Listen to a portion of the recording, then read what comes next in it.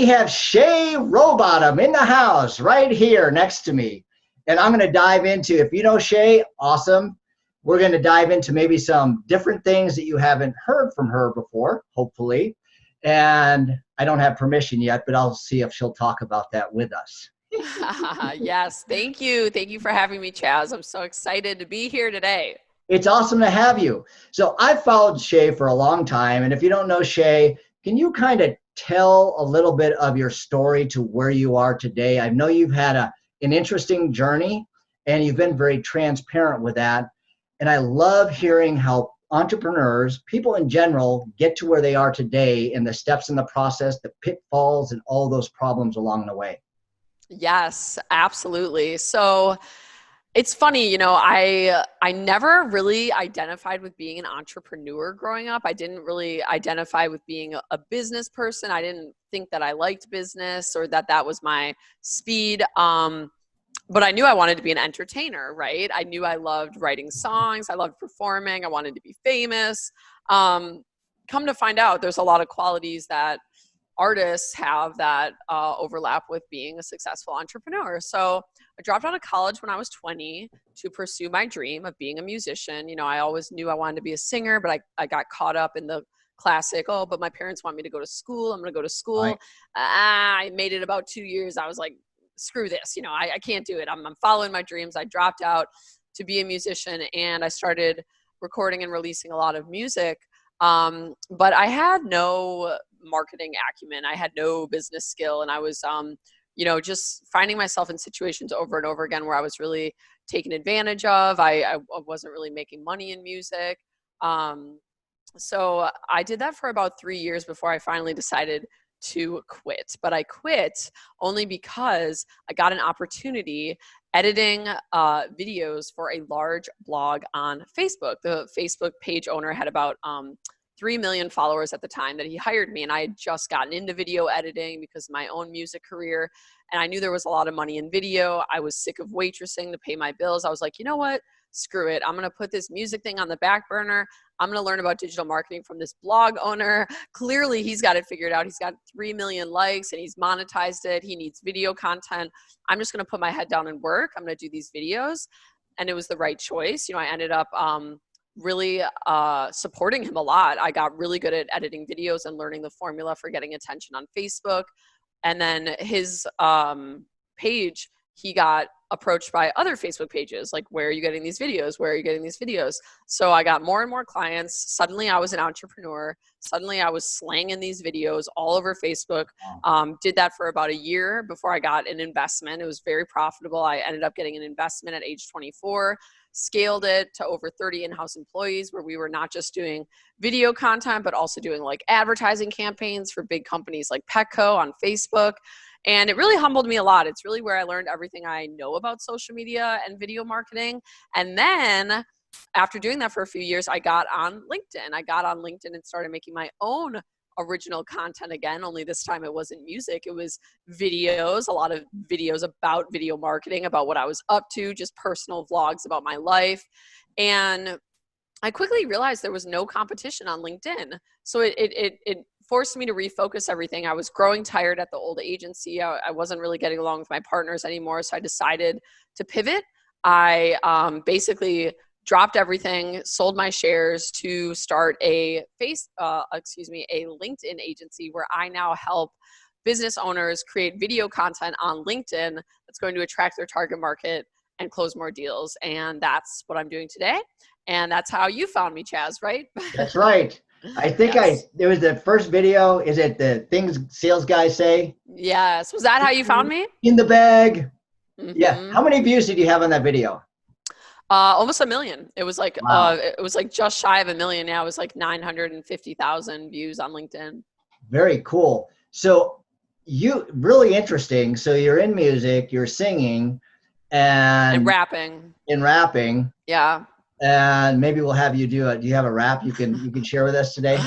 Not today, Chaz. Maybe not today. Okay. Maybe we'll next time. Dual rap. Okay, next time. So, and then you came across, started doing video editing, and that's the kind of the core of who you are, but you're claim you wanted to be famous. Would that be accurate? Yes. Okay. You wanted to be known by Oh yeah. people. I wanted attention. I Did you ever have, wanted attention. did you ever have the vision when you're like a little kid where you're on stage and everyone's going, Shay, Shay, Shay, Yes. Shay? Yes, that's all I envisioned. That was what kept me alive, was I thought dreaming I had about. that same Yeah. thing. Did So you? I'm a little bit slower than you are, but I'm learning in the process. And so it's interesting. Music, that kind of died, but it opened up an opportunity to something else because you did something that was very technical. Are you a very technical person? I mean, No, video edit. no. That's what's funny is I grew up with all sisters. I grew up no video games. I was very sheltered. Video editing was like one of the first like techie things that I did, and I loved it. So I would say my strength is still today more so in like the creativity and the video ideation, understanding how to market, understanding what goes viral. But the formula for editing is super important on social media. The pacing is super important, and these are things a lot of people miss. And like I said, I was fortunate in my time working on Facebook all those years, doing such an enormous volume of clips to really hone that. So, but yeah, no, I'm actually not very techie. I think people would don't tell anyone. I guess I'm exposing myself on this podcast here, but yeah, I think people would be surprised. I'm really not the most techie young millennial out there. But the interesting thing, and I want everyone to catch this. So Shay wants, I mean, her being in front of people in front of the camera, I mean, that's her flow right there.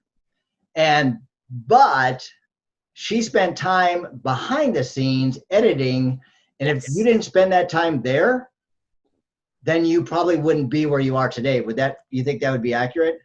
Absolutely. Yeah. I that's what people don't see, people don't see the work, the hustle. There's that illustration that's always floating around, that meme of like the iceberg, and it Right. shows the iceberg on top, and it always has some like, this is what you see, but the big iceberg underneath the water, that's what you don't see. That was me editing. That was me not going out for years. Like I literally like didn't even like it was like to an unhealthy degree, I must say. But I didn't even go outside. I didn't socialize. I didn't do anything.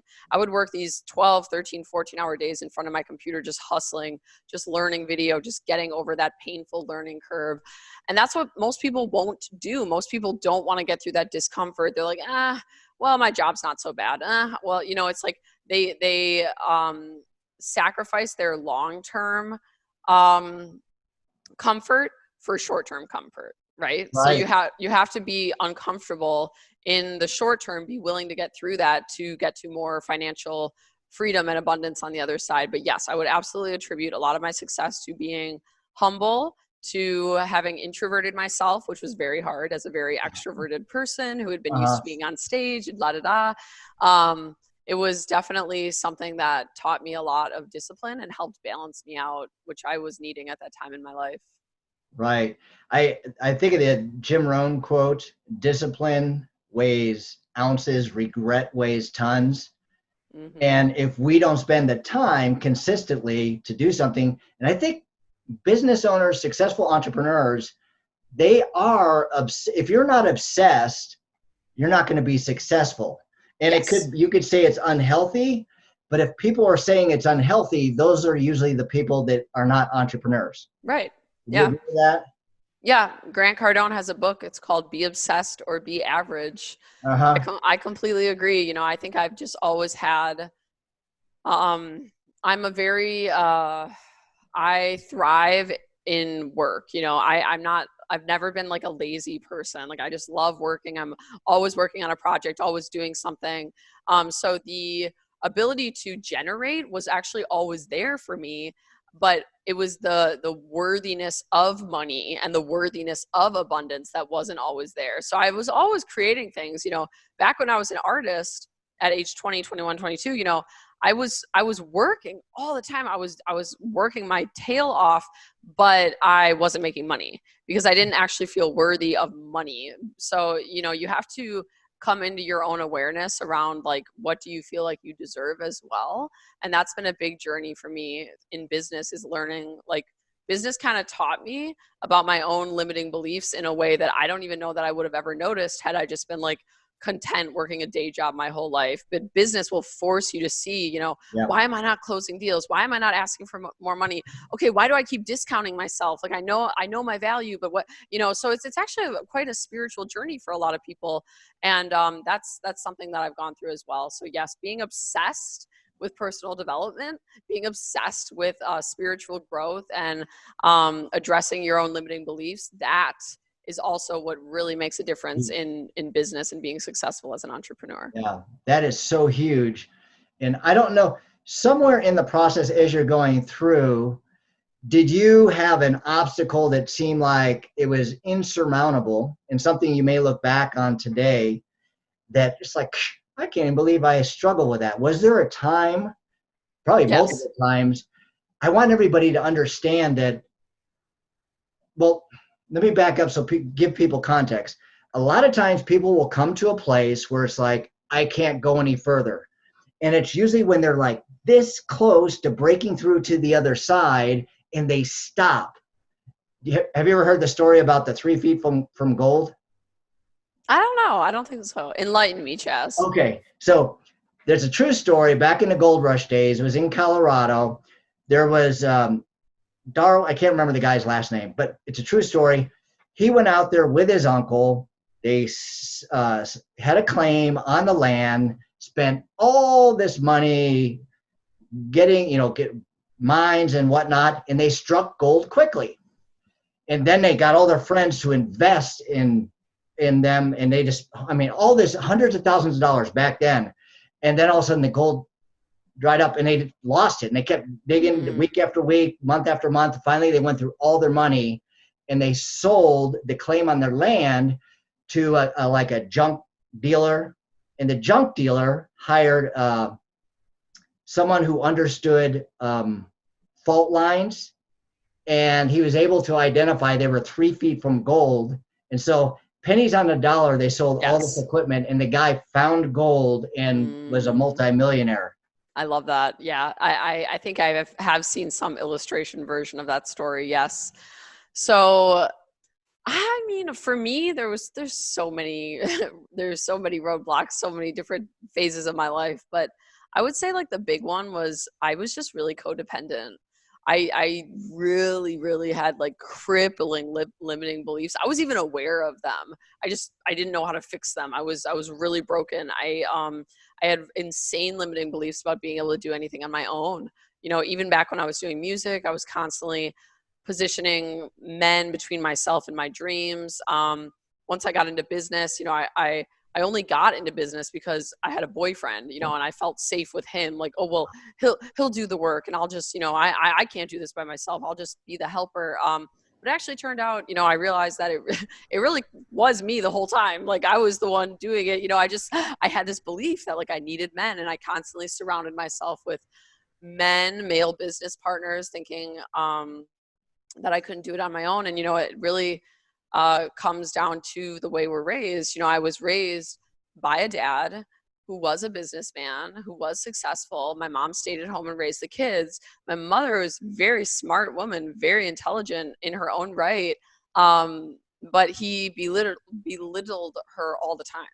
And the way he treated women was just very poor in general. He constantly was making fun of her for being stupid, for being feminine, for being girly, like it put this programming in me, among other things, but that's just one example of how I grew up to really believe, okay, I guess I'm a woman. I guess I'm kind of stupid. I guess it looks like I'm going to need a man to take care of these things for me. And yeah, to get through that was, it was really hard. I struggled for years. I'm finally on the other side of it, and it feels so good. Now I'm like, oh my God, I so don't need partners. And I'm even a little, strict about who I partner with and who I let in. I see my value now. I see how in my ex business partnership, I really was the breadwinner, and I have a different perspective on it all along now. It's like, wow. So that's just another example of how like our beliefs shape our reality. What the reality was not that I was bad at business. The reality was not that I was actually stupid and needed men, but if your core belief is that, you're going to manifest that. You're going to Mm, manifest situations to so true. validate that belief. And that's exactly what I had. I had business partners who did not value me, who, just didn't take me seriously, didn't see, just didn't see my value. And I manifested that because of my childhood. So just being really aware of where you come from and where you might be holding on to limiting beliefs based on what you saw your parents modeling for you as a small child. So it sounds like you have come to terms with who you are and you're comfortable within your own skin. Would that be Yes. accurate? Yes. So here's something that I come up with these little things from time to time. So tell me how this fits into your life now. So you being you will attract the right people into your life and the right clients into your business. Yes. Yeah, absolutely. I think that that's what most people don't do. Right. They continue to have this facade and they keep attracting clients because they think they need this facade to get the clients, but the clients don't really align with them because they're not exposing their true selves. I feel like every client I attract is a fan. Every client I attract, like they know Shay, they know what you see is what you get. It's not there. Nothing's going to turn them off in the middle of my program because they're already a fan of me. I'm already exposing my true self. So I'm attracting people that are on my same wavelength. Right. So let's speak to transparency because we're kind of going there right now. Yeah. That's one of the things I really enjoyed about you that really attracted me to your videos and your content. And we were talking before about you had a video that you're really transparent about not knowing what you're doing. Yes. Can you tell everyone what happened from that video and why you put that together? Yeah, absolutely. Absolutely. So I made this video about how I really don't have any idea what I'm doing as an entrepreneur, and I just make it up as I go. I just believe that I can, and I go for it because I get so many messages from people struggling to start their own business, struggling with worthiness issues, like I was talking about, just kind of like, I don't know where to start. I don't have a clear layout. I don't have a clear plan. It's like, just start. Do you believe it's possible? Just go. We learn from doing. And I think everyone who has gone to college to get a business degree will even admit that. It's like, it's really, you need to just start a business to learn this stuff. And so I made a video. I said, I have no idea what I'm doing. I made it super humorous, like in my style. Like, I'm like, no, people really need to know. Like, I have no idea what I'm doing. I just make it up as I go. Not like I don't know video marketing. I certainly know video marketing. I know what I'm doing for my clients. It's just in terms of like taxes and scaling and hiring. Like, these are all things that you just learn as you go. And I want people to be aware of that because they need to know that anyone can do it. Anyone can become an entrepreneur. And I released the video and it was the top lead generating video on my LinkedIn for the month. So it just goes to show, awesome. Yeah, it just goes to show admitting that you don't know everything is not a turn off. It's actually a turn on. I got clients from it. People want to know you, and you differentiate yourself when you are yourself. And when you try to sound like somebody else, and this is what I really appreciate from you, Shay, big fan, always have been. Thank you. Is just being myself and being transparent and being you. It will naturally attract those people into your life and those clients into your business. So Shay's saying execute. Massive execution leads to, would you agree, massive failure? Yes. And from massive failure leads to massive lessons and growth. Yes. And so with people out there hearing massive failure, I can just hear them thinking now, the wheels turning. Massive failure, what do you mean? Help people understand that the relationship you have with failure now. Did you always have it, or was that something that through personal development you had and you understood failure is a necessary step in the process? Yeah, that's a great question. Kerwin Ray is an entrepreneur, influencer, business guy that I love. He has a quote that says, business doesn't start until you fail. I love that. Yeah. So for me, it's kind of like connected to spirituality, actually. I think that the fear of failure that so many humans have comes down to just feeling like their worth, their innate worth as a human is linked to their external performance. And I mean, that's what we're taught. Look at society. It's like, get straight A's, go into a good school, get a good job. It's like, we judge people based on, their social status, when that's not true at all. A homeless person could actually feel more worthy about themselves than the CEO. It's not necessarily linked to like what you have. So for me, failure is really different now, because I know that if I fail, God still loves me. And I know that if I completely bomb and lose let's say I lose my entire following tomorrow and I lose all my money, that's not linked to how worthy I am as a human being. So Wow. That's it's powerful. really, yeah, once you get in touch with God and get in touch with your spirituality and really start to understand you are worthy no matter what, you are enough no matter what, failure becomes a lot less scary. Because if you're so afraid of failure, it's probably because you have a deep core belief that you are your external achievements and Right. that your worthiness is linked to that. And it's not true at all. Wow. That was a powerful lesson for me. Most of my life, I was thinking, once I get to this place, I'll be happy. You Ah, know, been there, yes. done that. Me and my It's friend, like, oh, me and my friend, we have a quote for it. We call it the "I will be okay when" syndrome. I right. will be okay when. I will be okay when it stops raining. I will be okay when I make $1 million. I will be okay when I go get my roots dyed, and then always not living in the moment because you're looking for that next thing to like, oh, okay, I can finally relax. The way to self-mastery is to be okay in every moment and not get caught in that I will be okay when, I will be okay when. That's misery. I've been Yeah. there for most of my life. And now, and happiness is a choice. Gary Yes. Vee talks about this, and he's an interesting thing. We could do a whole conversation on him. Yes, we But could. happiness is a choice. And so, what was that moment, or do you remember the transition? Probably didn't happen overnight for me, where you thought, oh, hey, I'm okay. I like where I am. I know who I am, and everything's going to be fine, and I'm happy. Oh gosh, so many. I've been through a lot. I mean, I'm 27, but it's like I've lived like 45 lifetimes, I swear. Because it was a process. There's like many phases of my life where I was inching toward that. I would say for me, my big change was when I moved to Miami.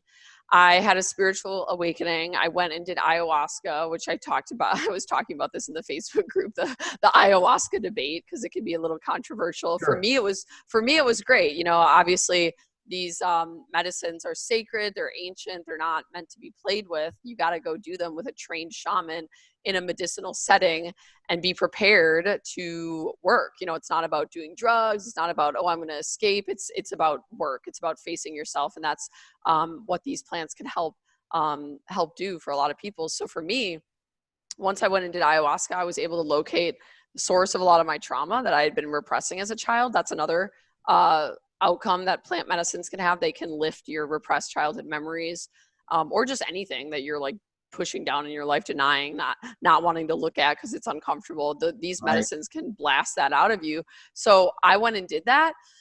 That's when things really started to change. That's when I finally was like, oh, okay, now I get it. Okay. And then I hired a life coach. I was telling you about Right. Dominic earlier on that. Right. Yeah. Great So guy. so shortly after I did the ayahuasca, I needed help integrating. I had all these memories come up from childhood. I was like really overwhelmed.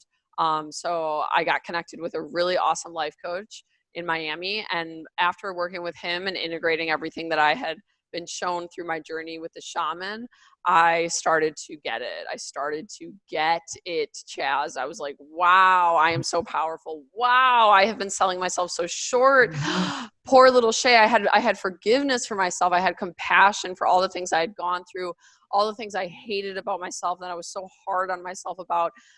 It just all disintegrated. I ended up I started to set boundaries with my partner, realizing like he was toxic, and then that relationship just withered away because I started standing up for myself. I started to demand relationships that were going to respect me. I started to respect myself, love myself. And it's different for everyone. It was a process to get there. There was many steps that even led up to me doing the ayahuasca. But I will say, for me personally, going and trying plant medicines for the first time, yeah, that was really the start to me accelerating my healing and understanding my worth and loving myself clearing addictions. Like I lost weight, I lost toxic partners, I made way better friends. Like just everything in my life got so much better. And I'm really grateful for the change.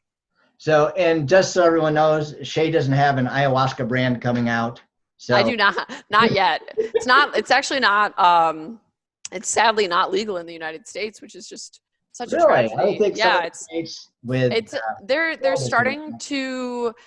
they're starting to decriminalize psilocybin, which is mushrooms, which is another right. powerful plant medicine. So there is people, it's the fight is coming back. People are realizing like, wait a minute, if everyone went and did these medicines, big pharma would be out of a job, and maybe that's exactly why they're illegal. So that whole media propaganda about, oh, you take plant medicines and you jump off buildings and you go crazy, like that's really not true. I mean, it's propaganda, and these plants are from the earth. They're from God. I think it's kind of like how everyone woke up about cannabis the past 20 years. Like, why is cannabis illegal? It's just a plant, and it has so many medicinal properties. And yeah, like anything, you can abuse it, but like, it's a plant. It's from the earth. It's God's given medicine. And I think that humanity is starting to wake up to that again and realize like, oh, wait a minute, maybe the answers are free. Maybe the answers are in things that can't really be patented and made money off of. The system that we currently have in place thrives off of us being sick and disempowered. And we need to start really being honest with ourselves about that and stop trusting and supporting a system that has only proven to make us sicker and sicker over the decades and become simultaneously way more profitable on their end. So taking it back, taking our power back, going back to the earth, going back to these natural plants and our relationship with God. And this is kind of the Shay you see in her Facebook group.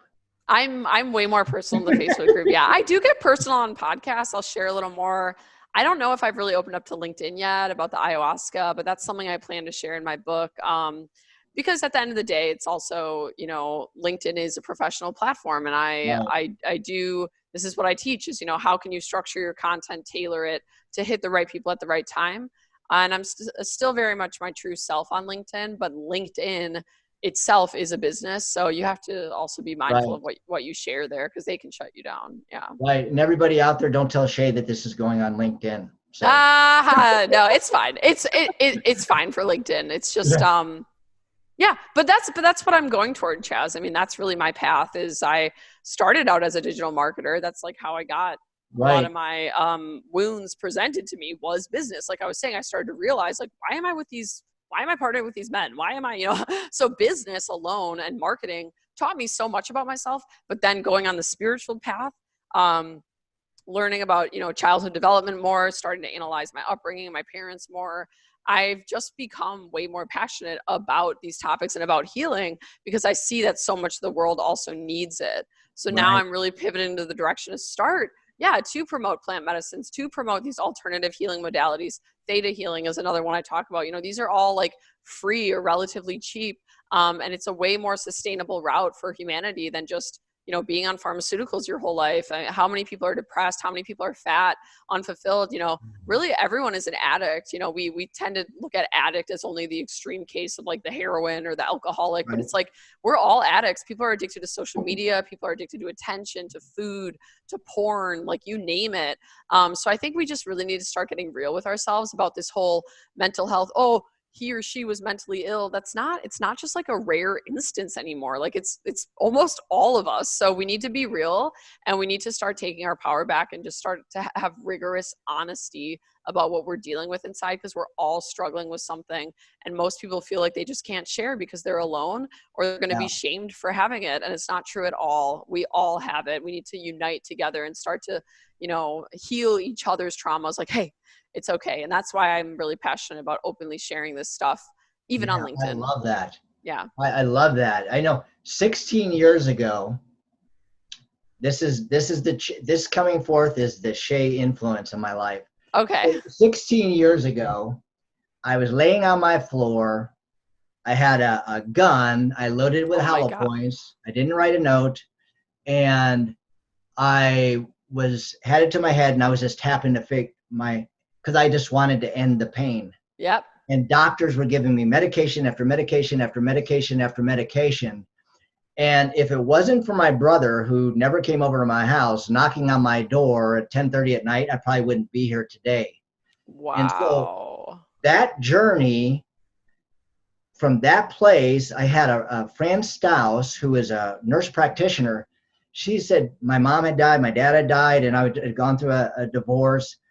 And there's a lot of stuff going on in my life. I went from hero to zero, and I just like, life was just, it didn't make sense. And there's just Yes. filled with pain. So Fran said, Chaz, you're going through bereavement. And so one by one, she took me off all these medications, and I haven't been on anything for 16 years. And so there's things and listening to, can't remember the guy's name, Aubrey, what's the guy's name?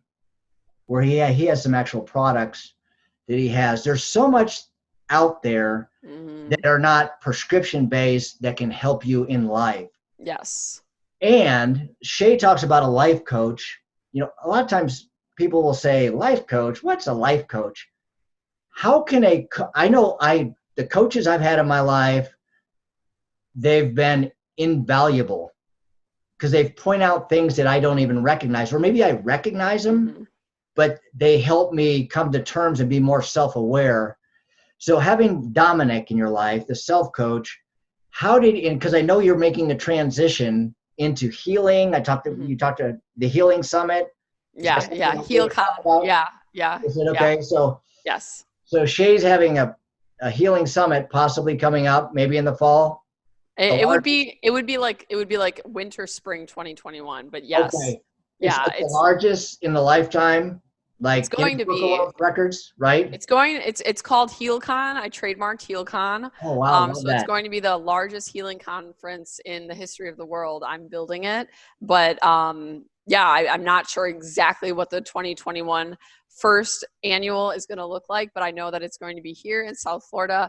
I actually am going to look at a space for it soon. I'm very excited. And yeah, it's really just, I'm cultivating all these healers. I've met so many amazing healers. So we're all going to come together and put on a conference. I'm going to speak, but it's also going to be free reign to just walk around, go to different tents, different booths, different modalities, talk about what you're struggling with, what you need healing on.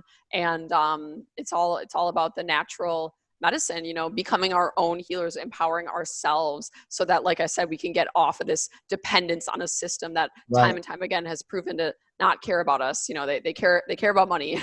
They care about money, guys. Let's face the reality. So returning back to the land, and HealCon is going to be a big part of that. In my own life, I used to be, if we were talking like 5-10 years ago and start talking healers and stuff, I'd be like, what? See, and yeah. I came to terms with this. I was just telling Shay before we got started here. I had a guy. He was a Buddhist, and I have a Christian. I'm a Christian, and my life changed when I started learning from people I disagreed with. I mean, my whole world opened up. I didn't change my value system. I found out that a lot of us were in alignment with a lot of different areas, and so this guy. Simon is his name. He wrote a book called The Black Ball. And basically it's about these black balls in our life that we carry them around. It's about releasing them. And so yes, that was like amazing to release the shame, stuff I did in my past, because we suppress stuff. I was taught to suppress things. I still struggle with it. Yeah. I mean, and it's like, it's why you see we have such a reactive society.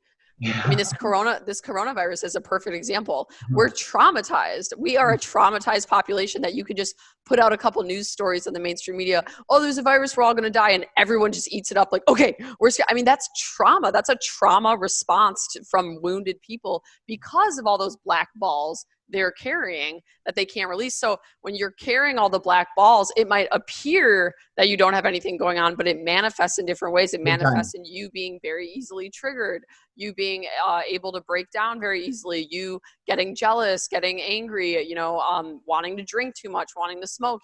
These all manifest from not addressing the black balls within. That sounded funny.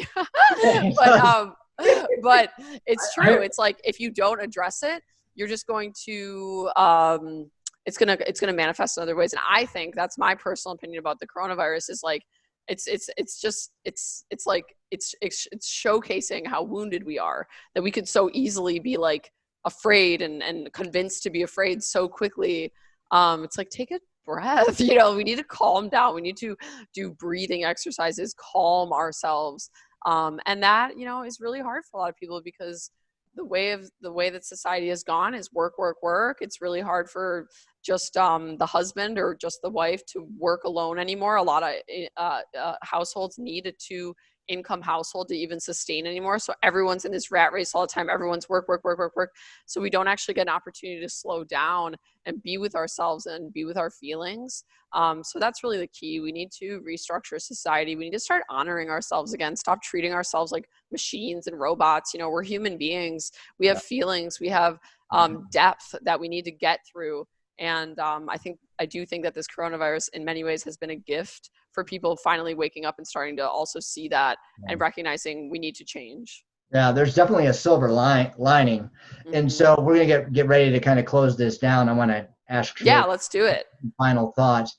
So, and also we're COVID, and we also have the protests that are going on. Yes. And so, as I was telling Shay before, my family, we have Christian, we have atheists, we have socialists, we have conservatives in our family, Black, Chinese.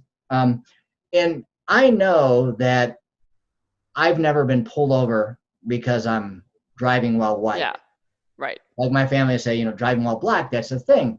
And so I'm here to support, you know, peaceful protest, you know, not for looting and destroying people's businesses and things, but it's hard to understand. We can't understand people's pain that has faced something their entire life. So I think it's good to have empathy and to stand alongside and support in any way we can. I think that's really important. So why don't you close this down? How can people get a hold of you? Do you have any final thoughts?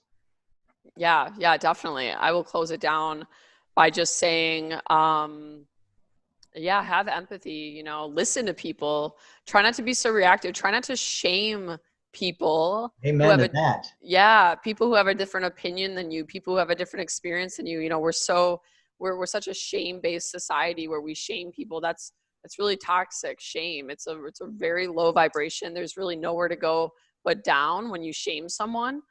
So as much as you can, I know it can be difficult when you have strong feelings about something and someone disagrees, but as much as you can, just practice acceptance. Like, okay, so this person disagrees with me. Like, are you going to die? Like, is there a lion in front of you that's going to eat you? Like, no, like turn off that, you know, that fight or flight response and just chill. Like, have acceptance for all human beings, have love and empathy for all human beings, even people who hurt you, even people who you feel like don't deserve it. You know, having bitterness and anger will not get you far. You know, it will hold you back.